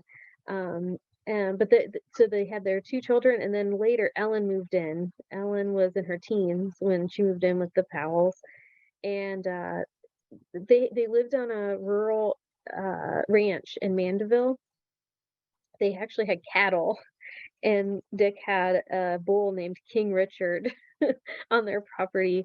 They had lots of horses. Ellen was a big horse person. She loved that. The kids would play, cops and robbers and cowboys and Indians and the whole thing. Lots of land. So Dick Powell became friends with Howard Hughes, who was a very difficult kind of a person to get along with, but he loved the movies. Howard Hughes, they both like to fly airplanes, and so I think that they bonded on that level, and Dick had a good head for business, so he and Howard Hughes got along really well. Howard let Dick direct his first movie. This was something that he always wanted to do, was direct a movie. The movie's called Split Second. It's a really good nuclear war kind of intense movie, and it went well. So Dick thought, because of his conversations with Howard Hughes, that eventually Howard Hughes owned RKO at this time, and he seemed to be grooming Dick to be some sort of an executive there. And Dick was very interested. He was, we're really working hard to do this, and he wanted to continue directing, but having that position of power was something that he really liked and really wanted. But the relationship between him and Howard Hughes sort of fizzled a little bit, and that ultimately never happened, and Hughes sold RKO in 1955. But Dick's interest in being an executive sort of pushed him forward into the arena of television. he was approached by Don Sharp, who worked in radio, about doing a show called Four Star. He had recruited David Niven and Charles Boyer, and Dick was very interested in this, but he thought it would probably work better for television than radio. And so they decided to endeavor to create Four Star Productions. Their first show was sponsored by the Singer Sewing Machine Company. It was called Four Star Playhouse, and it ran from 1952 to 1956. It was an anthology show, kind of like, Twilight Zone or something like that, Playhouse 90. And they would have one of the four stars typically would star in one of the shows, or they would get guests to come in. So they had Joel McCrea, they had, I believe, Loretta Young did one, Jane Wyatt, Ida Lupino at one point was flirting with the idea of becoming the fourth star, but never followed through with it. But it was a really big independent television company in the early, the early part of the television industry. They gave breaks to a lot of major players that would, go on to movies and television fame. Aaron Spelling, he was a writer for Dick Powell on several different shows. He did the introductions later for the Dick Powell show and the Zane Grey Theater. Richard Donner, who went on to direct The Goonies and Superman, who recently just passed away, unfortunately. He got his directing debut in the Zane Grey Theater. Steve McQueen started out working for Four Star. Peter Falk. Beverly Garland got her first job working for Four Star. David Jansen, who would end up doing the Richard Diamond television show. And Norman Powell. Norman, at this point, was an adult looking for a job. He was approaching Mike Todd to possibly help him get started in the industry. And Dick was sort of offended by that. And he said, Norman, no, come to me. I can get you a job. And in those days, nepotism was in full force. So Dick was able to get Norman a SAG card so that he could work. And he started directing on his television shows. He did the introductions for the Dick Powell show and Dick Powell's Zane Grey Theater. And then he actually directed his dad in a few episodes of the show. And then he went on to a pretty prolific career producing and directing. There were several shows that Four Star came up with. You can see here in the picture, this is Dick with Zane Grey's widow, looking at some of the books that they might use for stories. Honey West was one of the shows that Four Star did. The Rifleman, Burke's Law, The Big Valley, and then the Dick Powell shows. They also did a June Allison DuPont show. Quite a few anthologies. That was definitely something that Dick believed in. It was a great way for people to sort of stretch their legs, new directors, new writers. He liked breaking in new talent and giving these people opportunities. Dick also was directing. He didn't give that up, even though he was this big television executive. And truly, with Four Star, Dick really was the one in charge. He was the president. And he was the one sort of like sealing the deals when people were having a difficult time getting sponsors or investors for their shows.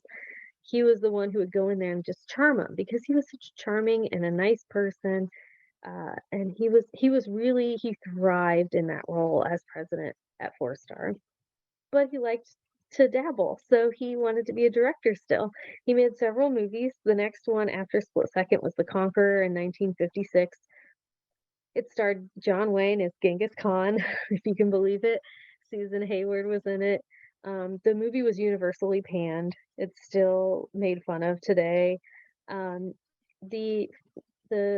movie was shot in Utah on desert that had been nuclear testing ground. And they knew that it was nuclear testing ground. I don't think that they understood how dangerous that was. Ellen Powell told me that she hung around on that set and they would all have Geiger counters for fun. They would go out in the desert with these Geiger counters to see how nuclear the area that they were staying at was. And she said that most of the people in this little small town, they lived very short lives. They would get cancer. Well, unfortunately, about a third of the cast and crew that worked on The Conqueror also got cancer, including Dick. including John Wayne, including Susan Hayward, including Pedro Armendáriz, Armendáriz, who works on this movie. So it was a very dangerous set and unfortunately not a great movie. So in 1961, June Allison decided that she wanted to divorce Dick. When she had been working on the McConnell story in the late 50s, she co-starred with Alan Ladd. She and Alan really hit it off. He was having a difficult time in his marriage, and June had an affair with him. Not that Dick was immune to having affairs.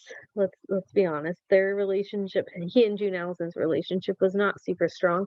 Dick was very much in charge, and June was expected to sort of do what he wanted. Dick would sell their home without consulting her. He sort of ruled the roost and wasn't home a lot, especially when he was working at 4-Star. He sometimes was working 18-hour days. So June kind of said that it was when she filed for divorce, she didn't necessarily want the divorce. She wanted to kind of scare Dick into staying home more and being with the family more and being with her more, sort of the way that Mildred did early on in his life. But his love was work. He was a workaholic. And so he went ahead with the divorce proceedings. They were separated for a while, then they'd get back together, then they'd be separated, then they'd get back together. But finally she said, I'm done. And she filed for divorce. And they separated. They were granted an interlocutory degree in 1961, which basically means that if you still want to go through with the divorce after a year, if you're still not together, then it's final in a year. But if you don't want to go forward with the divorce, if you get back together, then you can nix it basically and be together and you're not divorced. So Dick started showing up at the house and she said, what are you doing? We're divorced. It's like, you're not divorced yet. You got a year. No, we're not doing that. And then June had a health scare. She had to get surgery on her throat, which, is a pretty big deal. And something I didn't mention earlier, Dick actually had throat surgery in the 30s. He was really afraid that his career was over. So he understood the fear involved with that. So he was there for her. That was his wife. And they reconciled. But it wasn't terribly long after that, in 1962, that Dick ended up being diagnosed with cancer. He was supposed to appear on an episode of the Today Show, and he appeared on an episode of What's My Line in 1962. He was in New York doing that, and he was very swollen. He had a hard time buttoning his shirt collar. And so he went to the doctor afterward, and at first, he actually went to a doctor, I believe in Cincinnati, Ohio, and they made it sound like, oh, you just got an infection, you had an allergic reaction, here's some pills, it'll be fine. But it wasn't fine, and it didn't go away.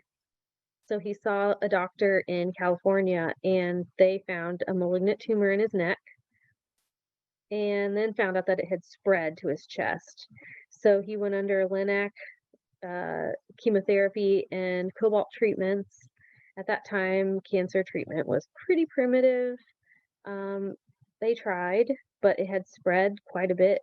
It's spread pretty rapidly. And he was a smoker, so he was forced to quit smoking, which was really difficult for him. And he was exhausted, and he was so used to putting in a lot of time at work. He couldn't do that anymore, so he had to step down from the presidency from 4-Star, which was really devastating to him. He kept a happy, optimistic attitude. He told Aaron Spelling, oh, it'll be fine, I'm going to beat this thing. He told Christopher Knopf the same thing. He told all these people that he worked with, oh, don't worry about me, kid. I'll be fine. But he was not fine. It got worse. He was able to spend one last Christmas with his family. They were able to go on one last yachting trip together, his wife and his kids. For Christmas, June gave Dick a model of his favorite yacht, the Sapphire Sea. Then he slipped into a coma, and on January 2nd, 1963, he passed away. Everyone was there. All of his children were there except for Ricky, who was staying at a family friend's house. His two brothers and June were all present when he passed. And it was really devastating for them, obviously. He was cremated and he was interred at Forest Lawn. After his death, Tom McDermott became head of 4-Star Productions. Tom was not a great leader. A lot of the staff ended up stepping down when he took over. You know, he did his best, but he wasn't Dick Powell. They all really had a strong loyalty to Dick Powell, and losing that was just devastating for the company. It carried on until the late 60s, and then it was absorbed, and then the company was sold in 1989. So it was completely, terminated at that point. At one time, Dick said that he imagined that 4-Star would be a rival to MGM Studios, so it was a really big bummer for him to lose that, or not for him, but for his family and for the people who work there to see that go away. June Allison slipped into alcoholism. Aaron Spelling liked to say that he believed that Dick Powell probably would have run for office had he lived. He possibly would have become the governor of California over Ronald Reagan. We will never know. But Dick, one of his favorite candidates was Richard Nixon in the 60s. And so he ended up getting presidency, but we all know how that turned out. And then Dick's son, Ricky, played his father in the movie The Day of the Locust. It's just a small little cameo appearance, but it's kind of fun to see how much they looked alike and to see him playing that role. Why is Dick Powell important? Well, Dick Powell was just an interesting guy. I think he was a nice guy. Nice guys shouldn't always finish last. You hear about people in the industry who were very cutthroat and worked really hard to keep their image on top.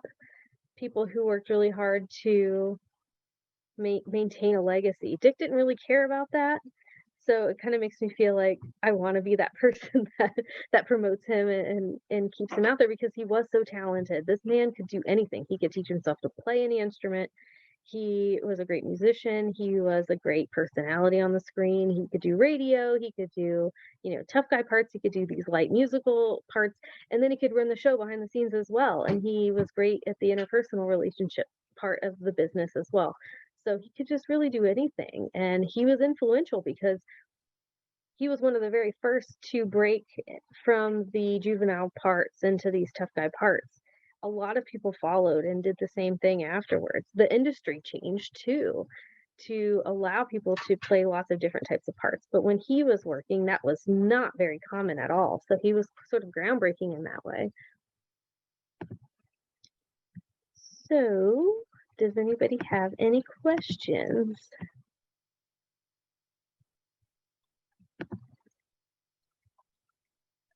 Yes, John Abbott here. I have a question for you.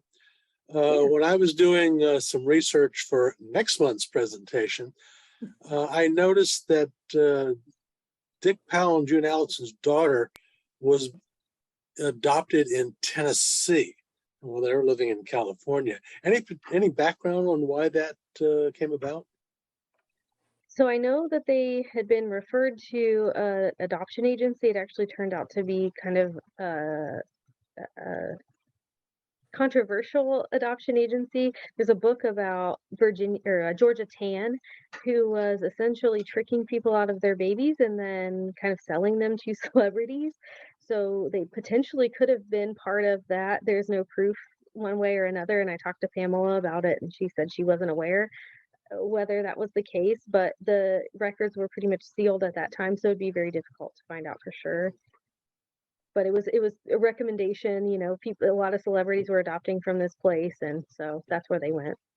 The phrase, "I know a guy," seems to come to mind. Yeah. Edgar, yeah, you have people your hand. chose Pam, and they thought that Pam looked a lot like June. So I think that's part of the reason why they chose her. But Samantha, can you Hi. hear? Yep. You can. This happened last month. For some reason, I can't talk. Yeah, I can hear you. Oh, you We can't? can hear you, Charles. Okay, good. Last month when I tried to talk, I could hear everything, but there was absolutely no sound. I really enjoyed your presentation, and I've got a comment here. There was a gentleman here last month who actually spoke a little bit about Dick Powell. And I went through my collection. I have a program from, it either has to be late 1949 or early 1950, because it was on station KDKA in Pittsburgh. And the movie Mrs. Mike was playing there at the time. It was quite, I guess the interview was about, maybe a half hour. And he talked a lot about his radio career and his television and his early movies and so forth. I'm just wondering if you'd like to have a copy of that program. Yeah, thank you. That would be great. I've got one other question. Do you have any relatives in Louisville, Kentucky? I might. The Kelly side's from Kentucky. My daughter-in-law is Dr. Ann Glazer Nairn. Oh, see, that's my married name. My maiden name's Kelly. And so I'm just wondering about that. I tell you what, if I could somehow get my email to you, if you could email me, I would be happy to make that and with your address on it and send it to you, give you a copy of it. Can you put that in the chat? You could put that. Do you know how to use the chat function, Charles? I guess I could. Where you just type it in and then send it to Samantha. If not, I can send Samantha Charles' email address. Great, thank you, Frank. Okay, you have my email address, of course. Frank, I do, sure, Charles. Yeah. Yeah. Edgar, you have your hand up. Yes, Samantha, it was a fabulous presentation. You obviously have done a lot of research. What's the most surprising thing that you learned about him? I think the thing that surprised me the most was how good he was at business. He didn't go to school for that. That's not something that he really had to do. It was just something he sort of had a natural talent for. Thank you. All right, Samantha, I just wanted to comment that I've listened to a lot of the Richard Diamond, and he just seemed to have so much fun doing it. And, even though it's transcribed, they didn't often cut the parts where he kind of fumbled the words, and it was kind of fun. He was kind of self-deprecating about it. And one in particular called "The Lady with the Gun." It was almost like he was saying, who wrote this line? Obviously it was Blake Edwards earlier, but when he fumbled it, and then he just kind of made a slight curse and just continued on. It's really funny. He just had a good time doing that show, it seems. I think he had a good time doing everything that he did. He always seemed to have that kind of a light, happy type of a personality. I think that truly was how he was. And again, I'd like to say, thank you so much. The program was outstanding, and thank you. Really very nice of you to be with us. We enjoyed it, and I'm sure some others will say the same as we go along here. Yes, yeah, I'm glad to be able to share it. So much information there. It's really, in some ways, mind-boggling. And I have to say that I've enjoyed listening to episodes of Rogues Gallery. That sort of captures my imagination. It's a little formulaic, from episode to episode, but it's still kind of fun. Could I ask one more question? Well, we might let you. Okay. Well, thank you. Samantha, you obviously don't know this, but my favorite program is yours truly, Johnny Dollar. And he auditioned for that program. I think it was late 1948. Do you know if the decision not to take the program was his decision, or whether the people he was auditioning for him just didn't think he met their expectations? I don't know the answer to that for sure, but I suspect that they decided to go another way because it wasn't a great audition. It's okay, but I think the show ultimately was better without him. Well, yeah. Well, we can't be all things to all people. Joni Leonard has her hand up. Joni, do you want to unmute?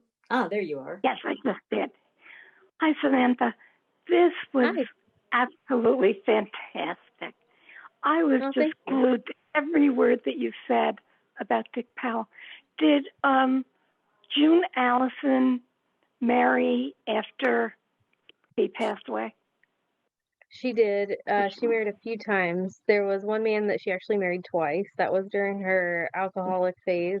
She had a really difficult time for a long time.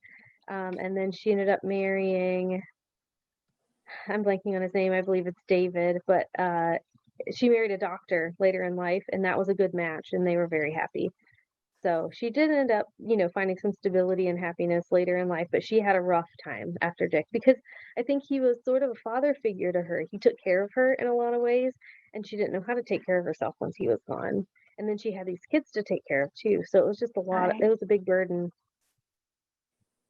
Well, thank you so much. You're welcome. Do we have any other questions for Samantha? You probably answered a lot of them just in your presentation, Samantha. So it's quite wonderful. Well, I do want to thank you so much. That's just lovely. And clearly, I suspect there's going to be a book at some point that comes out under Monday.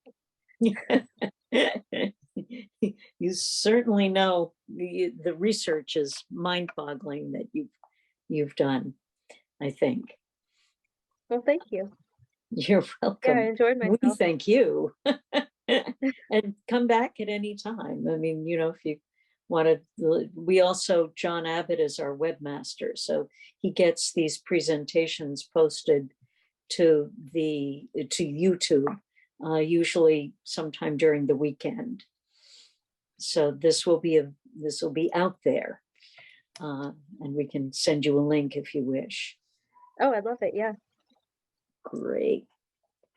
So now it is time to get the real answers of our poll with our own quiz mistress / computer. That's my cue. Sally, so would you like to just get us out of our suspense? Sounds good. Questions. All right. Well, I just want to say, Ms. Glasser, that was absolutely wonderful. Dick Powell is my all-time favorite radio actor, and I have a lot of those films that you mentioned, and I was like, woo. And there's now some that I'm gonna have to add to my Christmas and my birthday list that I haven't seen before, so I'm gonna have to track down copies. So I definitely will be watching for your book and very excited to hear your presentation. So thank you very much. I learned a lot. So it was awesome. All right. Well, now class is back in session. So get your papers and your pencils out and get a different colored pen or pencil so you can mark your answers, because there is no cheating in this class, kids. We must have, very good. Excellent, Frank. Thank you. I'm so glad to see you. Oh, very good, Wendy. Like to see that colored pen there. All right. As I said, I was leaving the poll running. Looks like we got quite a few in there, and I'm going to end the poll. All right. And now I'm going to launch the results, and this is where I need thumbs up that you can see it, because this is where we have some button issues. Okay, thumbs up. We can all see the answers. Excellent. Now, I'm going to read the questions and answers again, because I have the real answers. You have the popular votes. We'll see if the ayes have it or not. Let's find out.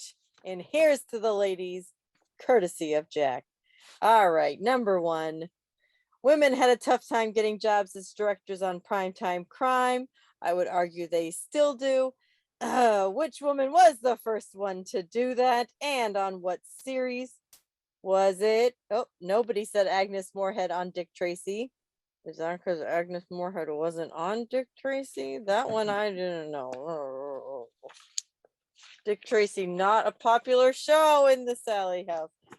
Was it Lauren Bacall on Mr. Keen Tracer of Lost Persons? Betty Mandeville on FBI and Peace and War, which I really wanted to say War and Peace. I understand why they changed it, but boy, was that hard. Or was it Mercedes McCambridge on Mr. and Mrs. North? The majority went for C with Betty Mandeville. Gotta find my answers here. Oh, the majority wins for number 1. C is correct. Betty Mandeville in the FBI in Peace and War, not War and Peace, because I'm sure that is a copyright infringement somewhere. Number 2. This show featured a husband, a wife, 2 kids, a dog, a bird. I mean, I really felt that list was going to keep going, but the show was named after the wife, not the 2 kids, the dog, or the husband. Which one was it? What? Nobody thought it was Rosemary or Stella Dallas or This Is Nora Drake? What? Nobody was fooled? Well, good for you. The winners are all 12 of you with B, Blondie. Blondie is the correct answer. Oh, you were a little tricky on number 3, Jack. Number 3, who was the only woman to be a producer director of a juvenile Western show? There was a few answers all over the place. A few people thought A, B, and C. Anna Lee Wong on Straight Arrow, Virginia Gregg on Bobby Benson, Dale Evans on Hopalong Cassidy. But the majority went for Mary Affleck on the Tom Mix Ralston Straight Shooters. I mean, that's kind of where I went. So let's find out. Oh, phew. D is the correct answer. Good job to the majority. Whew, boy, I was sweating that one out for a second there. It's like Dale Evans on Hopalong Cassidy. Did I miss that episode? All right, number 4. This is a lot of 19s. The longest and most successful kid show, let's pretend, was created and directed by woman Nyla Mack. When was it on the air?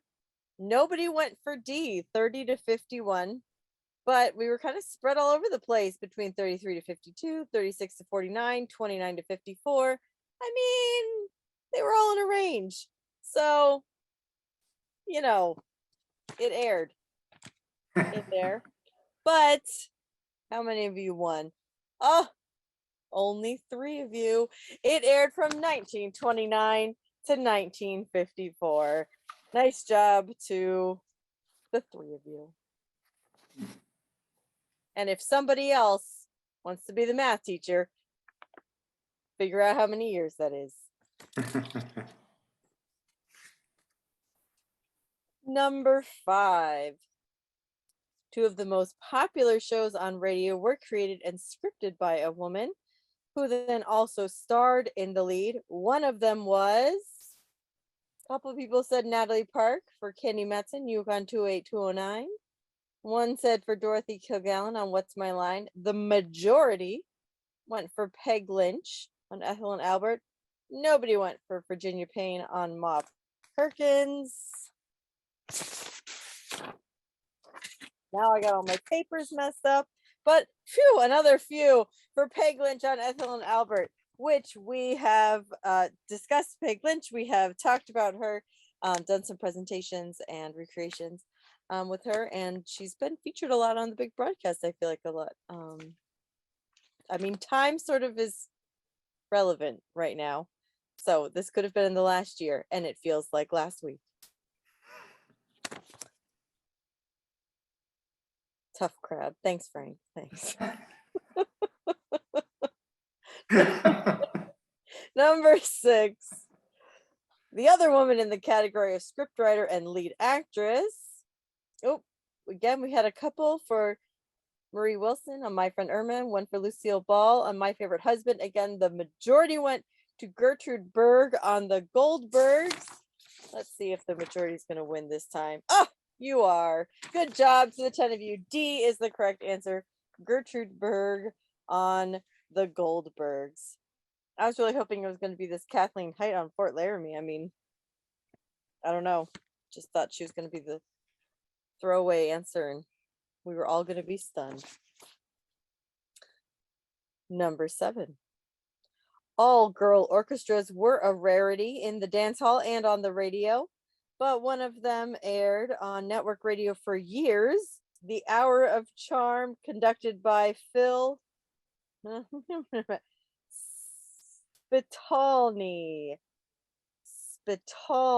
Not Spitlany. In case we forget, I don't read these ahead of time, so I can do the quiz too. So they always try to get me with the names. Who was the leading musician? Boy, any of these would have been winners on that show, I think. My personal favorite was B, Isabel and her invisible saxophone. Loved that one. Kind of thought it could have worked too, being on radio. I also really liked the idea of the flexible cello. Felicity and her flexible cello. I really liked that, kind of an eraser. I just bought a flexible ruler. I'm very excited. The kids think I'm very strange in class, but I'm like waving it around, being like, look, we can measure so many things. Then somebody said you could have just bought a measuring tape. Not as exciting, let me tell you, okay? It's not as exciting.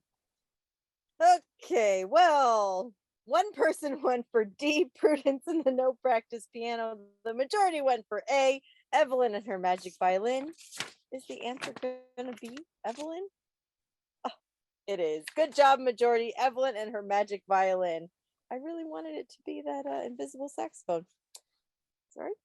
Make my own show. Number 8. One of the top songs on radio in 1935 was written and sung by a woman.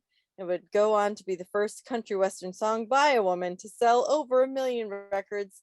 And boy, I really wish that all of these were real songs, or at least real parodies.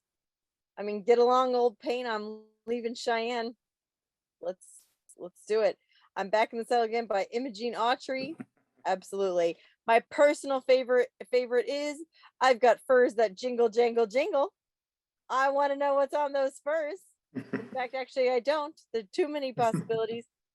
But I think I don't even have to turn it over to know that C, I Want to Be a Cowboy Sweetheart by Patsy Montana is the correct answer. That is the correct answer. And somehow I would suspect the only actual song on that list, but I would love to be corrected and love to have links shared. Maybe later. Number 9, Kate Smith, the songbird of the South, reigned supreme at the radio microphone throughout the 40s. What is also true about her? I bet all of the facts that I have. I'm just going to guess. So I'm going to read them to you after I read the ones on the poll. Was it that she was born in 1907 in Greenville, Virginia? Was it that she never married? Was it that she popularized God Bless America? Was it that she was indirectly responsible for the purchase of $600 million of U.S. saving bonds during World War II? Was it that her theme song, God Bless America, was played prior to the Philadelphia Flyers games from 1969 to 1985? Could it be all of these things? Yes, it could. All of the above. All those facts, all the bonus facts. I bet you knew them all. All of those things. Kate Smith. Plus, she even has a postage stamp. I mean, that's really making it. When you get a postage stamp, that's like, you're good to go. You are set. Final question. Only one crime mystery series had 3 women at the helm. The director, Helen Mack, writer, Barbara Owens, and the lead, Arlene Francis. What was the series? Again, I would have listened to all of these series. All of them. I feel like we should create them. Just saying, the plot bunnies are starting to run through the brain, especially it's a crime, Mrs. Calabash. Why not? Why not? Could it be Helen Spade, Private Eye? Who's Helen? So many possibilities. Is it Sherlock's special sister? A special detective? Who knows? Or is it the affairs of Anne Scotland? Okay, majority, you win again. It's B, the affairs of Anne Scotland. I still say the others are great potentials, and we had some excellent writers in our club, so let's get going, people, and come up with some good radio shares. All right, I'm gonna stop sharing and turn off my microphone. Excellent quiz, Jack. You did break me. You did break me. Well done, sir. Thank you so much, Sally. Very well done, as always. I have to say I did better on this quiz than I usually do on the quizzes. So, but it was more because of process of elimination rather than actual knowledge. So anyhow, that brings us to the end of our presentation and public part of our programming.